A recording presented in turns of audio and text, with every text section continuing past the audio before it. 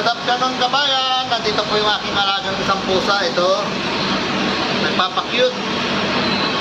Ayan, nagpapakamot. Nagpapakamot siya. Ito po ay napilay dahil siguro ay nangain ng pagkain ng iba. Pilay po siya. Ayan o, nakangat sa paa niya. Pagapa. Ayan po siya. Kawawa naman, babae ito.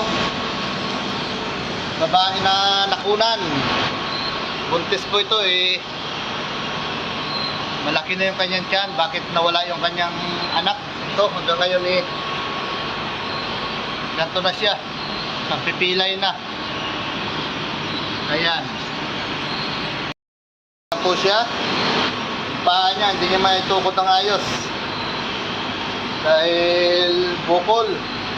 Pagapa. Kawawa naman. Ito yung isang kapatid niya. Si Bulaw. Are, tulog na tulog. Ayaw pa istorbo. Bulaw. Uy. Ito. Napakalaking pusa ito si Bulaw. Takaw kasi kumain. Matakaw matulog.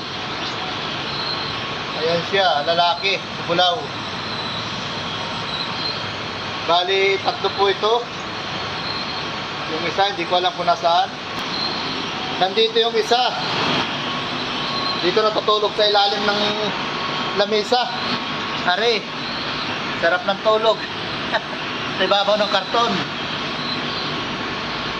Silaway. Yan po eh, pag minhi po, ito, pag minihimas-himas siya, ito matulo ang laway. Lalaki po yan. Yan, mga tulog. Dito isa sa Bulaw, tulog. Ito namang isa.